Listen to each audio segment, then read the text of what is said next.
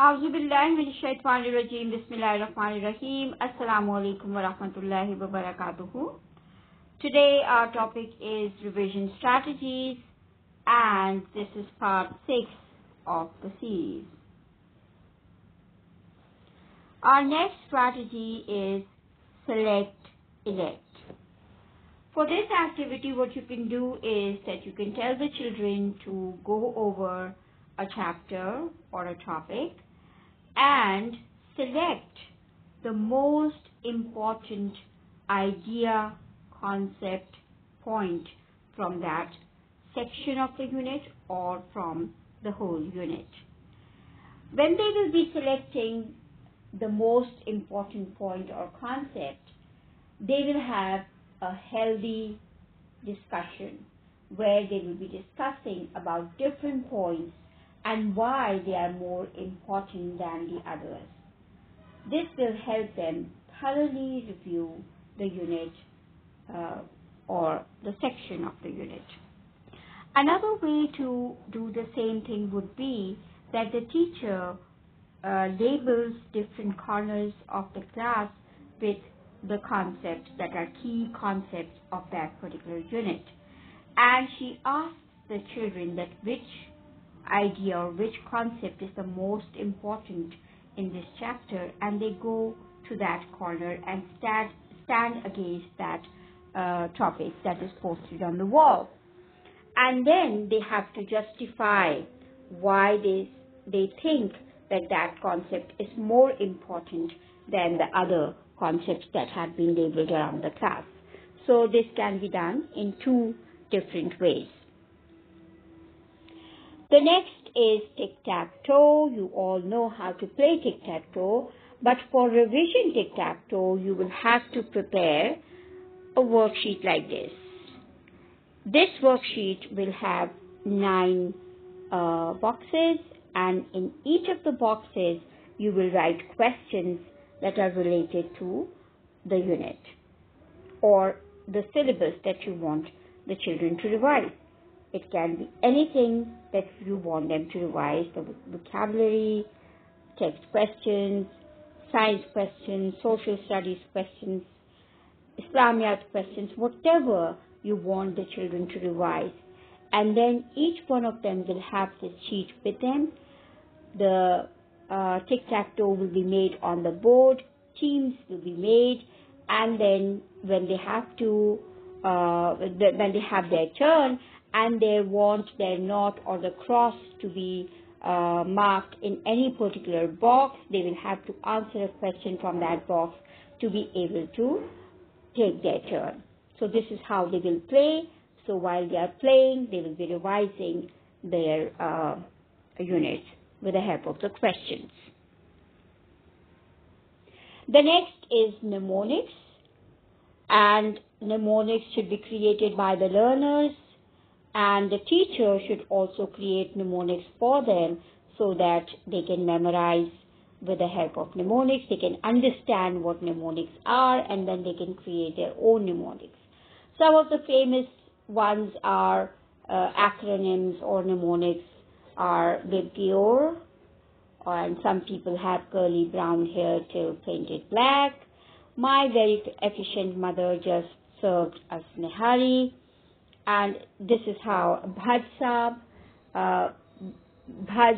Saab, so Babur, Humayun, Akbar, Jahangir, Shah Jahan, Aurangzeb, and Bahadur Shah Zafar. So you can create your own acronyms so that the children can memorize concepts. Another important and very useful cooperative learning activity for revision is graffiti. In graffiti, what you need to do is that, and this is how I have used it in class 1 and 2 and also in professional development courses. So I've used with all age groups. There can be 2 ways of using it. One, you can write an idea on a sheet of paper. It can be a full step sheet or a chart paper, and then you form groups, and each group gets a sheet of paper which has one idea on which the children have to brainstorm. or they have to revise or write the points that they remember from that particular concept or chapter. So they work in groups and then they gather the ideas, and all the ideas are jotted down on that chart paper or foolscap sheet. Once the given time is over, the sheet is passed on to the next group, of course systematically according to the teacher's instructions, and then all the sheets are exchanged, and now each group has a new sheet with a new heading, topic or chapter name, and now they have to gather ideas for that particular chapter. They have to read what the other group has already written and add points to it. And this goes on till each group gets their own sheet back. When they get their own sheet back, now teacher can give different tasks.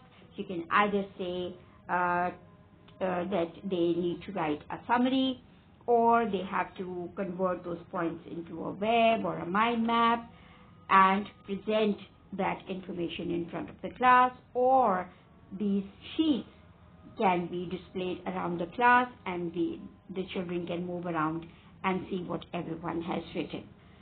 This graffiti can also be used for creative writing, and in the same way topics are written on sheets of paper. Everybody adds their ideas to the sheet of paper, and once the sheet comes back to the group, they read all the ideas, number them, and then start writing their essay.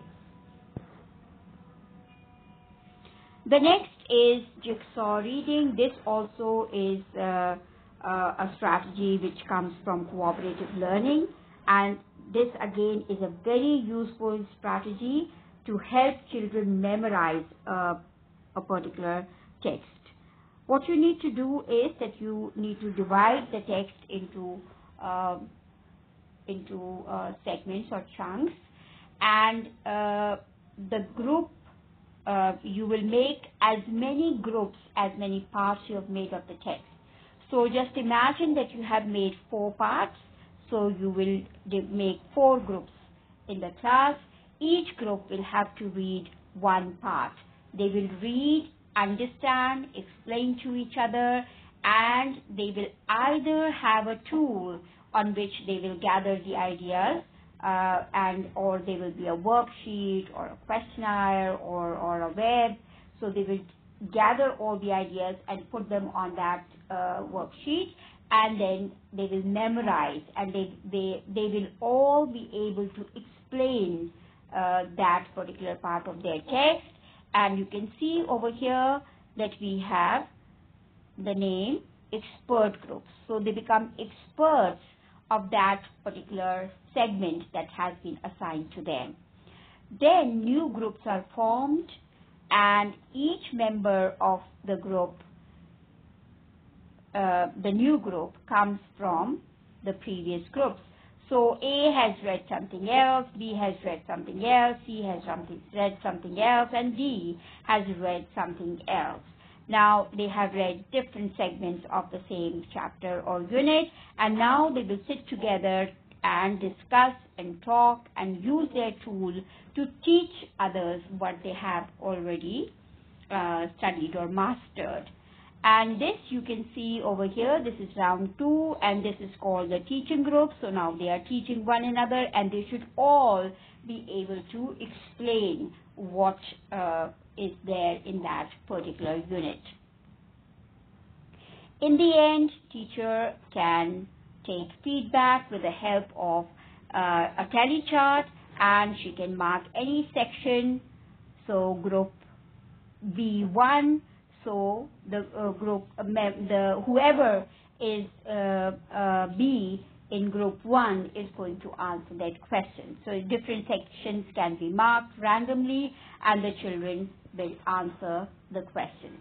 Now the question can come from any segment, and whether that segment of the unit they studied themselves, or they have heard, or they are taught by another member of their group. So this is how individual accountability and responsibility is embedded in this activity. That's all for today. Jazakallah. Allah Hafiz.